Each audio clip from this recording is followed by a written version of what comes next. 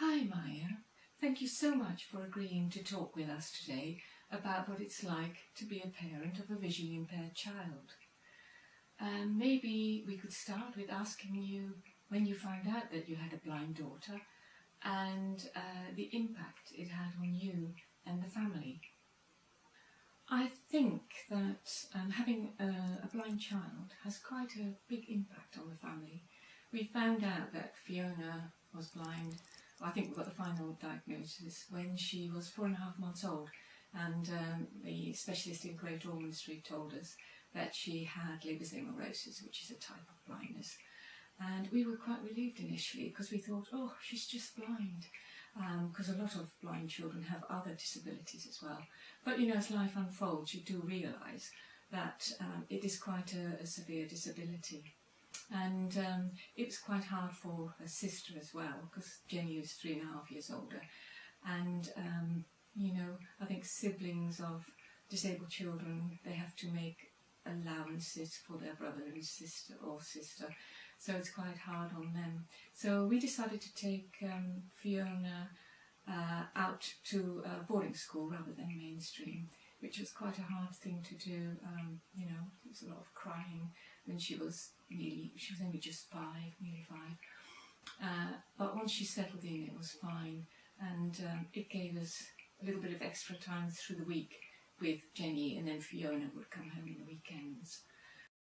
Having spoken now to a lot of people now that Fiona's adult, who had gone to mainstream, in a way she's quite glad that she went to a special school, initially as a weekly boarder and then later on, you know, fortnightly, because the children in mainstream didn't get quite such a good education, didn't learn Braille so well, and they sometimes were bullied and so on.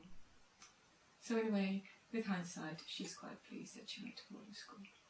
Maybe you could explain what the differences are that you noticed between having a blind child and an ordinary child. I think having a blind child is quite different in some ways to having an ordinary child. But in other ways, it's the same. I mean, children will be children, you know, whether they have a disability or not.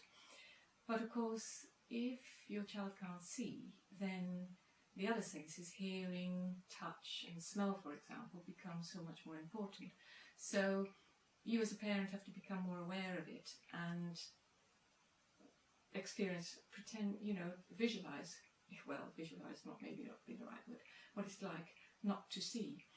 And there's a funny anecdote when Fiona, it was her 4th birthday, and she was opening a present, and it happened to be a swimming ring, you know, the blow-up one, and she felt it when it was all flat in a pack, and it felt like a Macintosh. So she thought she was given a Macintosh and so on.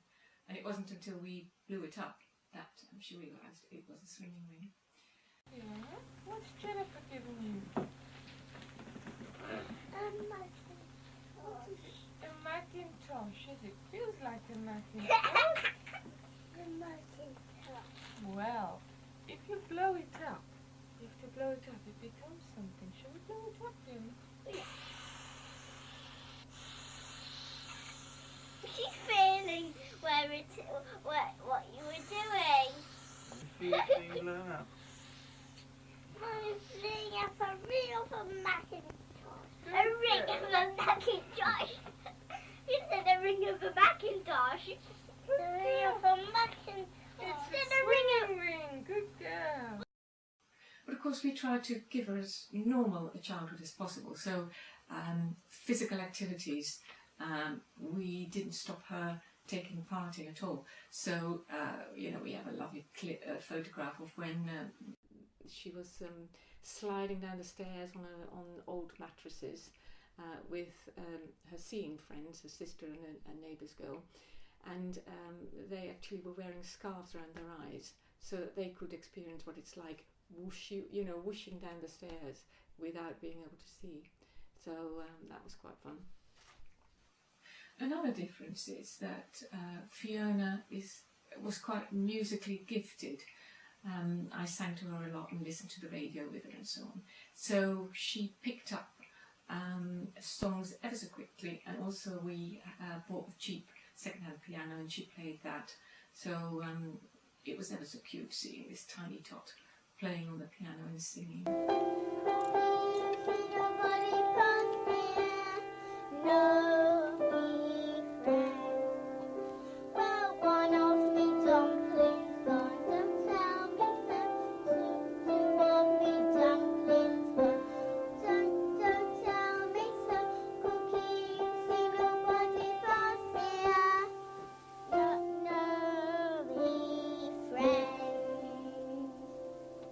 And what is it like now that Fiona's grown up?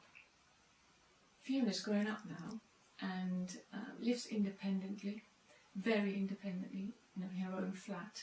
She has a white cane and gets about everywhere, goes on the trains. She has sat-nav on her mobile. She's very techie, so computer, iPhone, and audio recording. She just loves her audio recording. She's got a Zoom and puts stuff on Audioboo, which is like the Facebook equivalent but for audio recording, and that's where she met her boyfriend. So they're addicts, they're Audioboo addicts. We did a lot of recording when she was little because that would be a nice thing for her to have instead of photographs, which would be absolutely meaningless. Unfortunately, she doesn't have a job. It's hard for anybody to get a job these days, but she loves singing. So every year she's part of a choir, and every year she takes part in the 3 Choirs Festival and sings there. So that is her passion in life, which is absolutely fabulous. My young love said to